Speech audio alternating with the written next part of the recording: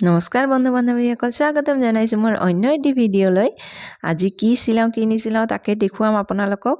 এয়া চাওকচোন, ইমানবিলাক চিলাই জমা হৈ আছে। ভাবি আছোঁ কি চিলাওঁ কি নিচিলাওঁ। ইফালে দুখন ব্লাউজো ৰেডি হৈয়ে আছে, ইফালে এখন ব্লাউজ চিলাই থৈ দিছোঁ, হুককেইটাও লগাব আছে। কি চিলাওঁ কি নিচিলাওঁ তাৰপিছত ভাবিলোঁ এই গৰম কাপোৰৰ নাইটি এখনকে চিলাওঁ। তো ভণ্টি এজনীয়ে দি থৈছে, কেতিয়াবাই চিলোৱা হোৱাই নাই, যিহেতু ঠাণ্ডাও পৰিছে বহুত। আজি এই গৰম কাপোৰৰ নাইটিখনকে চিলাওঁ। তো প্ৰথমতে এতিয়া কাটি ল'ম। কাটাৰ কাৰণে ফিটা আৰু কেঁচিটো মেইন লাগিবই। তো এতিয়া কাটা আৰম্ভ কৰোঁ। কাপোৰখন প্ৰথমতে এনেকৈ পাৰি লৈছোঁ, 4 ভাঁজ কৰি পাৰি লৈ এনেকৈ 2 ইঞ্চি দিছোঁ, তাৰপিছত 7 ইঞ্চি দিছোঁ। গলৰ দীঘলটো এনেকৈ মই 5 লৈছোঁ আৰু পিছফালৰটো যিহেতু সৰু হ'ব, কলাৰ অলা হ'ব, তো অকণমানকৈ দিছোঁ। ইফালে হাতৰ কাৰণে মাপি আছোঁ। এনেকৈ আঁকি ল'লে ভাল হয়, আঁকি ল'বই লাগিব, নহ'লে কাটাত অসুবিধা হয়। তো এইখিনি বডিৰ চিন দি দিছোঁ, যাৰ যিমানখিনি বডি সেই হিচাপে দিব লাগিব। তো এনেকৈ মই আঁকি লৈছোঁ। মই আঁকিলে কাটাত ভাল পাওঁ, সুবিধা হয়, কাটি ভাল লাগে। তাৰপিছত এনেকৈ মাপ জোখখিনি হোৱাৰ পিছত এনেকৈ মই কাটি লৈছোঁ। মাপ জোখখিনি দি দিছোঁ। দীঘলখিনি আৰু বডিটো মানুহজনৰ চাইজ হিচাপতহে হয়, তো সেই হিচাপতে কাটিব আপোনালোকে। তো এইখন গৰম কাপোৰৰ নাইটি যিহেতু কলাৰ অলা হ'ব, সেইকাৰণে মই এনেকৈ অকণমানখিনি আগতে কাটি লৈছোঁ। কাটাৰ পিছত এনেকৈ এক টুকুৰা ওলাই লৈছোঁ, নহ'লে আকৌ দুইফালেৰে একে সমানে কাটা হ'ব, তেতিয়া আকৌ অসুবিধা হ'ব। তাৰপিছত পিছফালৰখিনি কাটি মই এনেকৈ ওলাই লৈ আগফালৰ গলটো কাটি লৈছোঁ। কাটি এনেকৈ মাজেদি কাটাও দিছোঁ, যিহেতু গুদাম হ'ব আৰু এইটো পিছফালত কলাৰ থাকিব। আৰু এইখিনি কাপোৰেৰে মই কলাৰটো চিলাই ল'ম। তাৰপিছত এয়া হুক লগাবৰ কাৰণে আগফালে যে কাটা দিছিলোঁ, সেই কাটাখিনিত কাপোৰ এনেকৈ লগাই আছোঁ, পট্টি লগাই আছোঁ।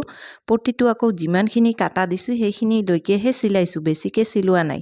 উল্টা ফালে চিলাইছোঁ, চিলাই এনেকৈ চিধাকৈ আকৌ ভাঁজ কৰি চিলাই লৈছোঁ। এয়া আপোনালোকে দেখিলে গম পাবই, যিসকলৰ আইডিয়া আছে, যিসকলে অলপ অলপ জানে চিলাই। তাৰপিছত এনেকৈ চিলাই মেলি দুইফালে লগাব লাগিব। কাটি দিয়া 2 চাইডতে এনেকৈ চিলাব লাগিব। চিলাই এতিয়া হোৱাৰ পিছত এনেকৈ এইটো জইন দি দিব লাগিব। 2টা কাপোৰে জইন দিয়াৰ পিছত এনেকৈ মই কলাৰটো লগাম। তাৰপিছত কলাৰটো এনেকৈ মাপি ল'ব লাগিব, কিমানখিনি হয়। 17 ইঞ্চি হয়, 17 ইঞ্চি এনেকৈ কাপোৰ লৈ ল'ব লাগিব। কাপোৰখন 4 ভাঁজকৈ ল'ব লাগিব, যিহেতু কলাৰটো অকণমান ডাঠকৈ দিব লাগিব।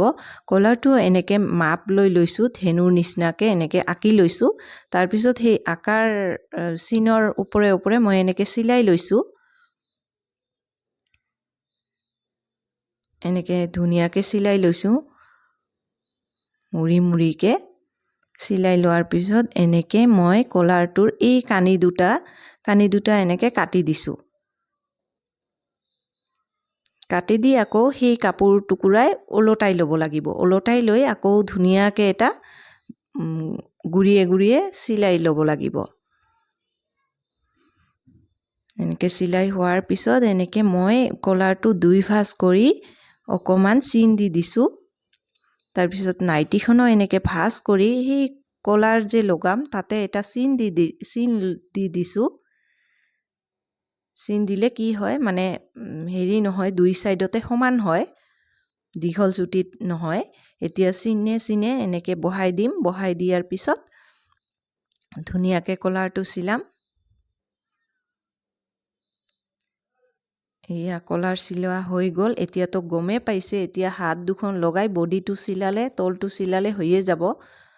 সেই গলটোত আৰু এক্সট্ৰা অকণমান কাপোৰ লগাই দিব লাগিব। তাৰপিছত এনেকৈ হাত দুখন লগাম। এয়া অৱশেষত নাইটিখন হৈ গ'ল। নাইটিখন কেনেকুৱা লাগিছে জনাব, আৰু মোৰ চেনেলটো ছাবস্ক্ৰাইব কৰিব নাপাহৰিব। লাইক কৰিব, কমেণ্ট কৰিব, শ্বেয়াৰ কৰিব, আৰু ভিডিঅ'টো শেষলৈকে চোৱাৰ কাৰণে